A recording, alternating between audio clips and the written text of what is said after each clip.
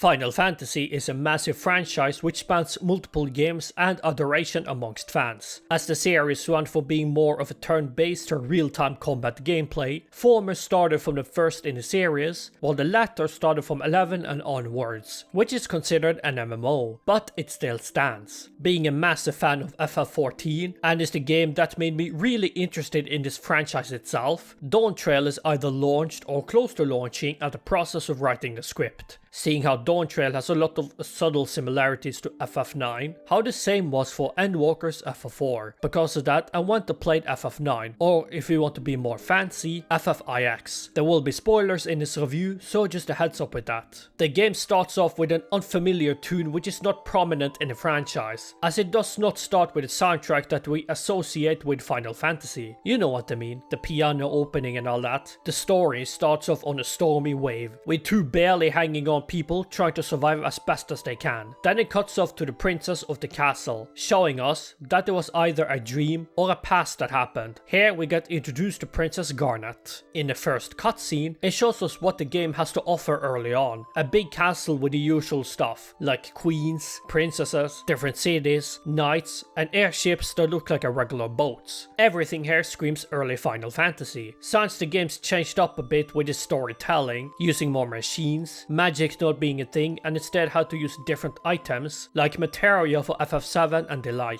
FF9 goes back to being more of a fantasy setting, albeit has a similar escalation when it comes to telling the story. We start the gameplay with the default name of Zidane. Now, I'm gonna be honest here with one thing here. While playing this game for this video, I streamed it live on Twitch, which is twitch.tv/canon. Follow me there. But throughout the game, I called him Zidane, when in actuality his name is supposed to be Zidane. So with that, if I at some point is saying his name, it will be the correct way of saying it, even if my stream past self said it otherwise. And already in the first couple of hours when starting the game, we have already gotten to play different sets of characters, which is a great move to use early on, as it does show us that it will happen multiple times, and it does throughout the story. As Zidane is lighting up a candle to be able to see where he is at. But in short work, the lad comes back on, with the Tantalus group coming to say their greetings to Zidane. But then suddenly, a dragon masked person attacks us, which is our introduction to the battle gameplay mechanic. When it comes to the battle, it is still the same old turn-based combat, or to be more precise, the active time battle. It uses the turn-based formula, but instead the characters have their own speed gauge, and when that gauge is full, the character can then use their respective moves. This gameplay mechanic was first introduced in FF4, another game I have actually played, that I may want to talk about it in the future one day. Now, what makes this a bit different to the aforementioned FF4 is that the battles are way slower. Timing attached to what the enemy is doing is very difficult to do. There are moments when I have commanded the character to do something, but the command is delayed, so it takes a few seconds for it to be done. It also shows us how slow the game is when you get into a random encounter, as even just from starting frame freeze encounter to actually getting to use a command feels like it takes a few seconds, and it does add up over time. So unfortunately, I can see that the slowness might actually hinder people from enjoying this game, if some have the gameplay first, story second kind of mentality.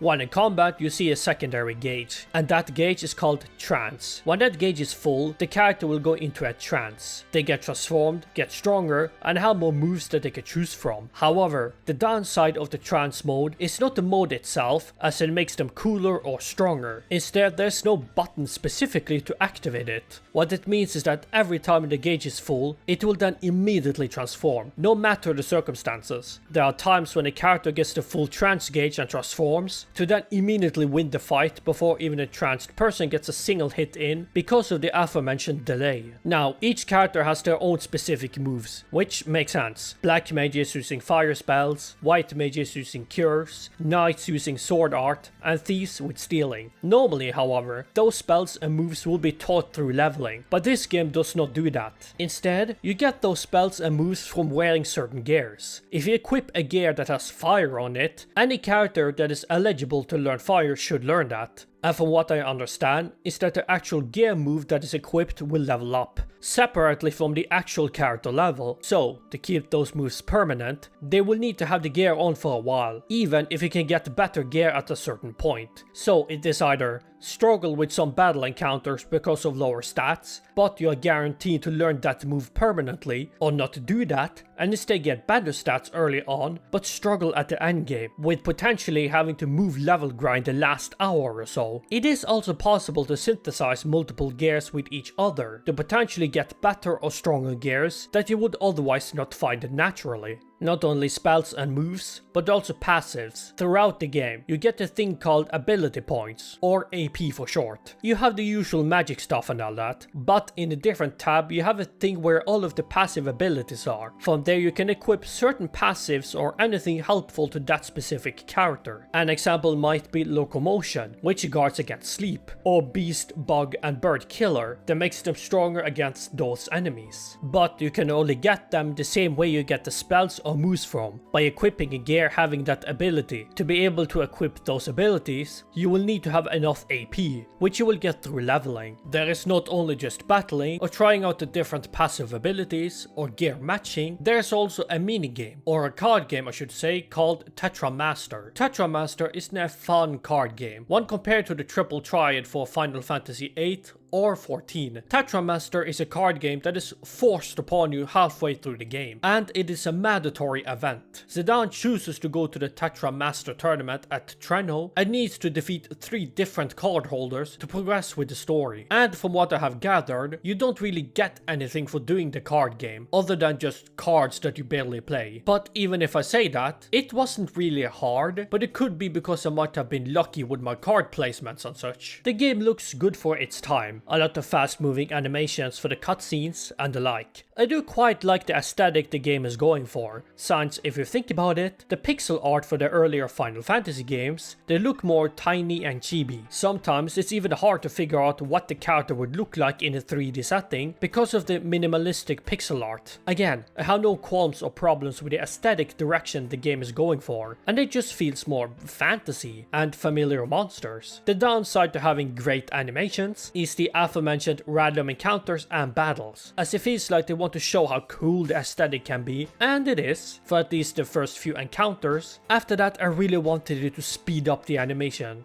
just for a bit. There are also some standout music, which is made by the composer Nobuo Uematsu. Here are some standout soundtracks: the opening theme,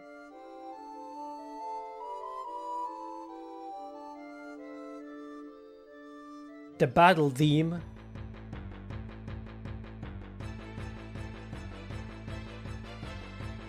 the overworld,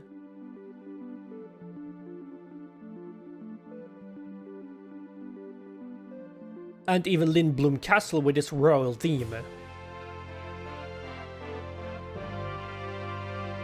How is the story of the game? Well, it's actually pretty great. It's about a nation called Alexander. The queen wants more power, so she goes around and destroys every city and nation to satiate her power hunger. So the princess, Garnet, has taken upon herself to stop her mom from spilling more bloodshed. To do that, she seeks help from her uncle, Sid, to find out what the next course of action is. So with the help of Zidane the Thief, Vivi the Black Mage, Steiner the Knight, Freya the Dragoon, Aiko the Summoner White Mage, Quina the Cook Blue Mage, and Amaranth the Monk, I guess, Garnet sets out to put a stop to her bad actions. There is more about the story, but that is kinda the gist of the main plot. Princess Garnet stopping her mom from seeking more power and bloodshed. The story is simple at first, but knowing the franchise, it does go into existentialism and battling against godlike beings. But at this point, it is just a thing that the franchise does. So throughout the story there will be ATE moments, which is the abbreviation of Active Time Event. While you are playing as Zidane, the ATE queue will pop up, and with the press of a button, you can see another character side adventure. I love these moments as you get to see what the characters are currently doing, as it feels more open and alive. And I am a sucker for meanwhile elsewhere moments, those are my favorites. Now, while all of the characters are interesting, not all of them are written well. Freya, a dragoon goon for Burmecia goes on to find her lover, Sir Fratley, and upon finally getting reunited with him with the help of Zidane, we find out that he has amnesia and does not remember much, but even so, she's happy to see him alive. Freya is such a cool designed character and just interesting, but the fact that her story arc starts and ends pretty quickly in a span of a few hours, which is a shame, as after that it was just kind of forgotten. But all in all, she's a cool character. Quina is a simple-minded individual and basically has a simple reason for joining Zidane and the party, which is more frogs and seeing what the world is offering when it comes to the finest of cuisines. They are the comedic relief, they are the blue mage, and they get a lot of spells by eating their weakened opponent. And some moves are useful and pretty strong, if they hit. To be honest here, I don't hate them for it.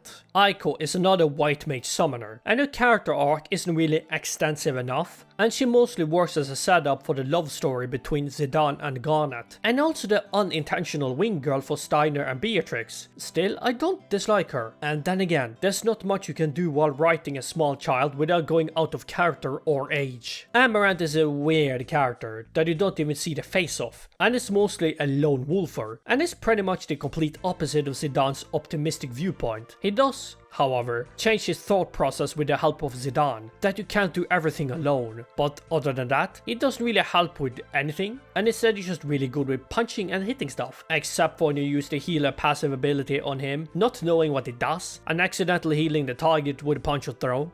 No? What makes you think I have done that? He also does not have the strongest relationship with anyone, besides maybe Zidane and Freya, but just the bare minimum at that. And now, we go over to the main 4 characters, as they are far more interesting and are just well written. Vivi, the black mage, starts off as a kid that by pure accident also joins in with Zidane and Garnet, but as it progresses, he sees what he actually is, an automation meant for wars of destruction. But as the story goes on, he learns to come to terms with who he actually is with the help of Zidane, and instead chooses to help out and live his life, which is kinda sad when you think about it, considering that he's just a kid and has to think of things like that. Steiner is an unlikable character at first, as he is constantly nagging on Zidane to turn the princess back and sending her back to the castle. However, he's not doing it because of hatred or malice, but what he thinks is right, after being a knight for so many years and not seeing what things are, as even multiple people say or mention stuff to him about the queen, and it takes a while for him to see that side. But after joining Zidane and Garnet, he learns to see the world from a grey and not a black and white perspective. Few of my favorite moments are when he asks Zidane to help out Garnet to escape, or at the endgame saying that Zidane is his comrade in arms, and that is just great development for him. I also do love the bond he has with Vivi, as he feels like a secondary brother or a guardian figure and will do any means necessary to defend Vivi, which he should, since Vivi needs to be protected at all costs. Garnet, or nicknamed Dagger, is not your typical high-ranking princess, as she does stuff that changes herself, all to become a better queen. Instead of running away from her throne as a queen, she instead goes headfirst into it. And I love seeing her development from a princess to a queen, and I really love her relationship that she has with most, if not with all of the characters, but mostly Zidane, and just how their relationship changes throughout the story, as he goes from being a thief to basically a protector and a knight for Garnet. I also love how loyal she is to her people, her friends, and the city of Alexander. There are also more characters that actually join as temporary party members, like the Tantalus group, which is such a wonderful group with the short moment we have known them.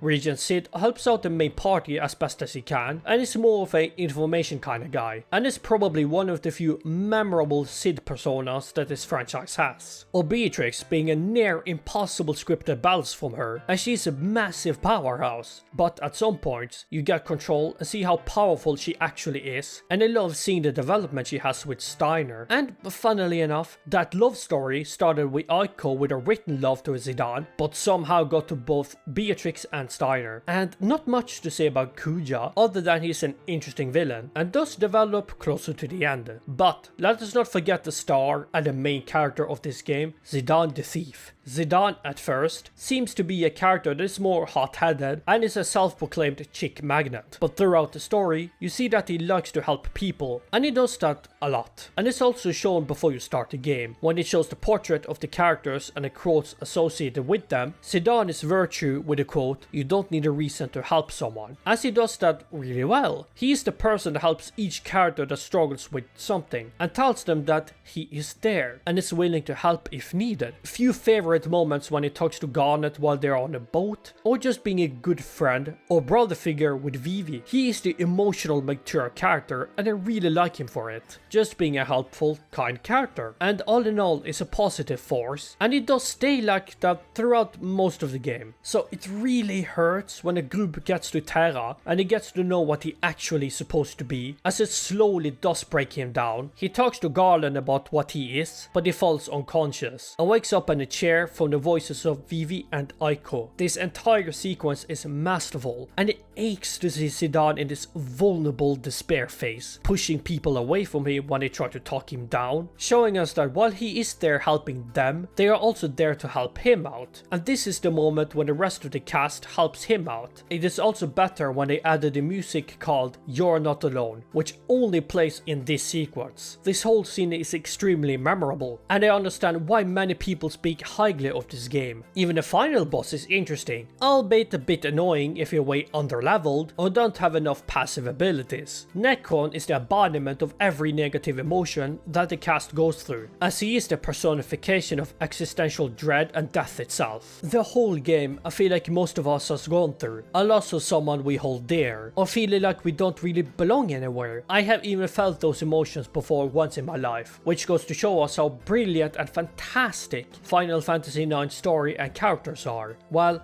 thank you guys for watching, and I hope you really liked it. If you want, you can press the like and subscribe button, but also write down in the comment section what I can be better at, even if it's minor, and something that I can realistically change with. Well, this was Ken here, and thank you for watching.